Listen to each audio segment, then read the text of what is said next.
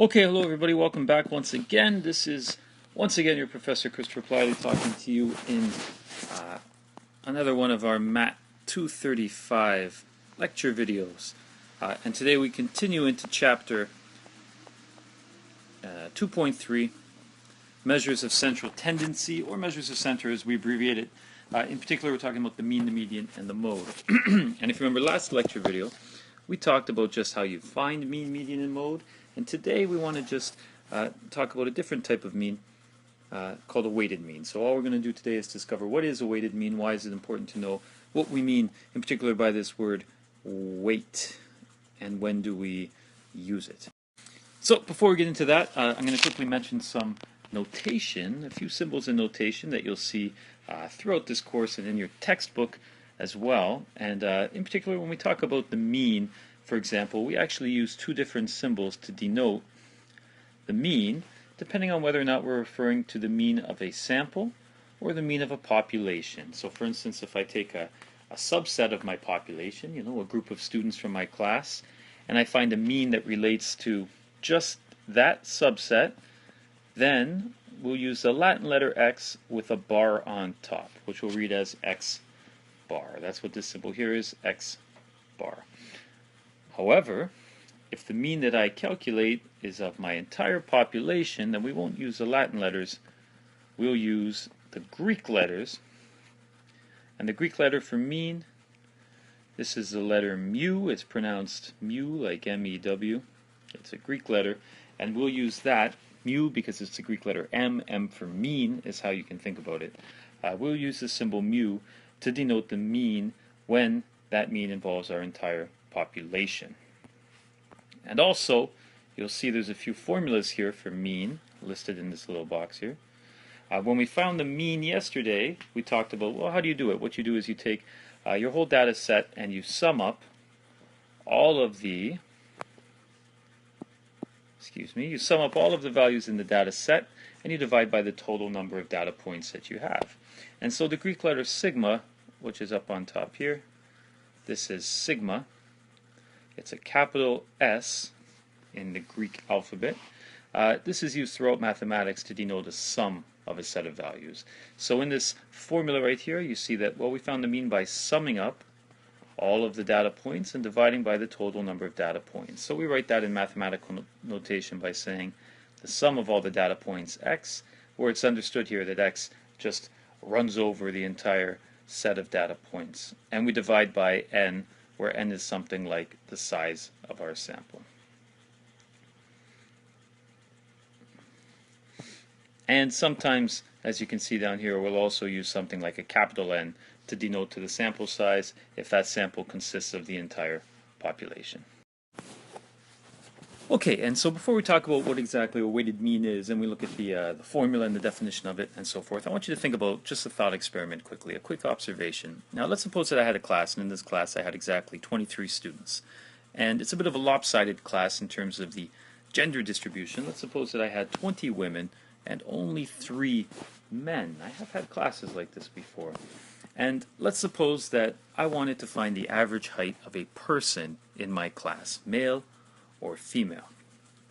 And so think about this methodology that I'm proposing down here on the left. My strategy is going to be first to find the average height of just those 3 males. And so let's just make up some numbers, and let's say that I took the 3 males and their average height was 6 feet tall, which is 72 inches. So I have 3 males, average height of 6 feet.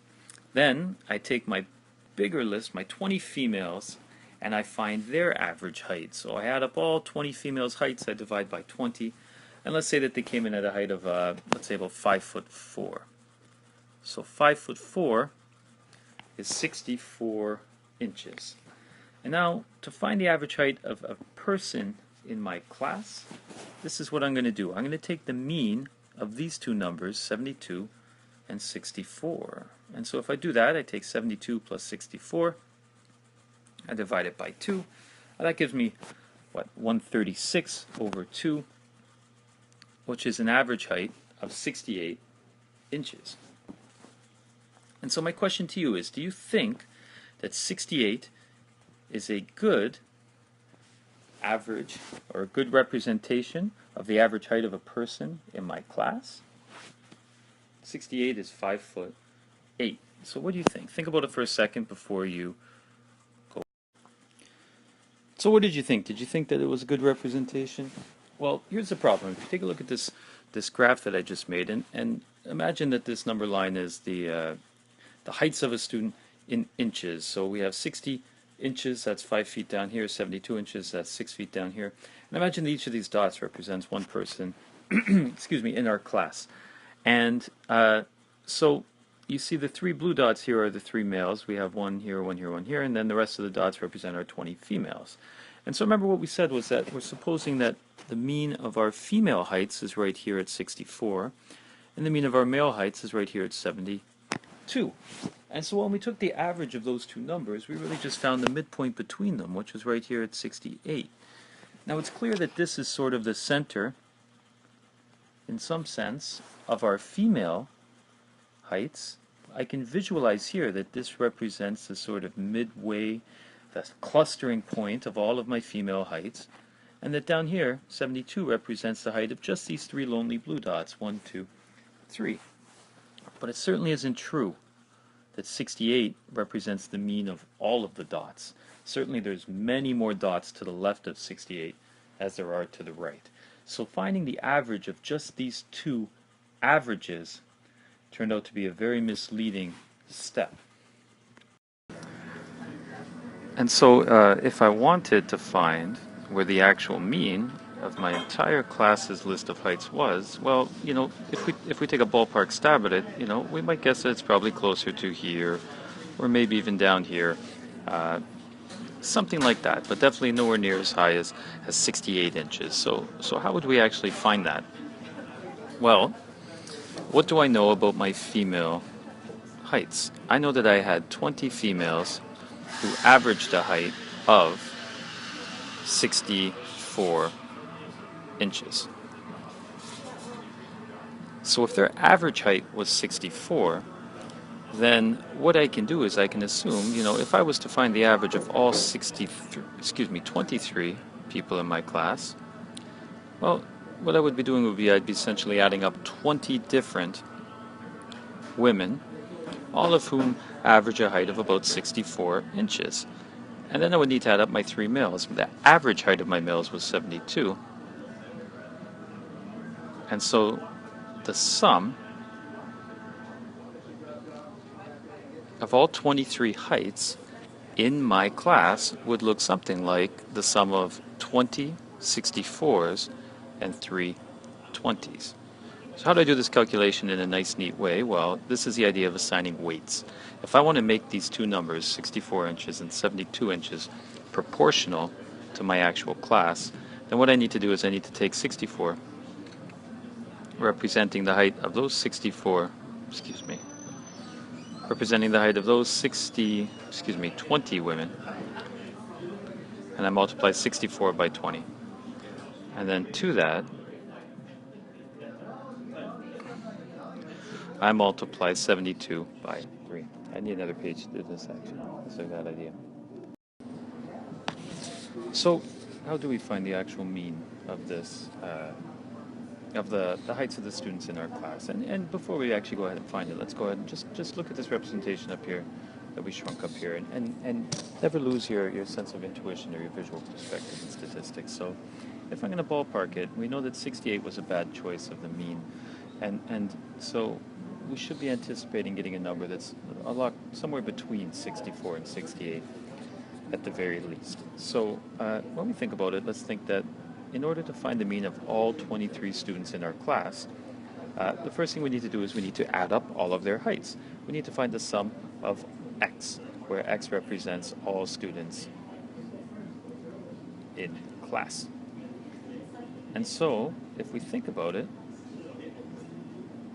we can divide the students in the class into the male and the female students. So to find the sum of all the heights of all the students in our class, we add up the male heights first and then the female heights second. And you might think we don't know all the male or female heights, but we do, in fact. We know that the sum of all female heights, when we divided it by 20, we found the mean of female heights. And in order to do that, we took all of their heights, added them up, divided by 20, and got 64. So notice that this also implies that these female heights must have added up to 20 times 64. Here I just cross-multiplied 20 times 64. So the sum of the female heights is, we have 20 females. If they average 64 inches each, then all I need to do is multiply 64 by 20, and that gives me that total sum in inches of female heights. And using the same logic, the 3 males averaged 72 inches, so this gives me their exact height. And so to find the mean of all people in my class, I add up all of the heights of 23 people, and notice even though I'm really only doing one addition here, I can think of it as doing 23 separate additions. I can think of it as these 3 times 72 represents 3 men at 72 inches, and this 20 represents me adding the number 64 20 times. So the sum of all the heights in my class is equal to 3 times 72 plus 20 times 64. And I want to divide this by what? What should I divide it by? How many heights am I really adding up? 3 plus 20. And so this should exactly give me the sum of all male heights plus the sum of all male heights plus the sum of all female heights, which is the same as the sum of all students' heights in my class, divided by the total number of students in my class, which in our old notation was just n, divided by 23. And so if I go ahead and carry out this calculation, that's equal to, and if I go ahead and carry out this calculation, throw it into your calculator and you'll find you should get about 65.4 inches. 65.04 inches. Which we would round off probably at 65. And so what does that tell us? That tells us that the actual average height of all students in our class is not 68. That was much too high, right? If we have 20 students who are 5'4" and only a few of them, 3 of them, who come out to about 72, 6 feet in general, then the average height in our class is going to be, like we expected, somewhere right around here, around the 65 inches mark. And so this is what we refer to as a weighted mean, this calculation that we just did. If I have a data set, in this case I'm thinking about my data set as being just the two numbers, 72 and 64, and I want to assign these different entries different weights in order to make my data proportional, then I call that calculation where I multiply each of these data points by their weight. In the example we did, the weight of 64 was 20 and the weight of 72 was 3. If I multiply each data point by a weight and then divide by not the number of data points, which would have been 2, but by the sum of the weights, which was 23, and this is called a weighted mean. And we use the letter W in this notation here to denote the weight. So the weighted mean of a data set where all the entries are represented by X is defined to be the sum of each data point times its weight, and this W will be different for each data point, divided by the sum of the weights.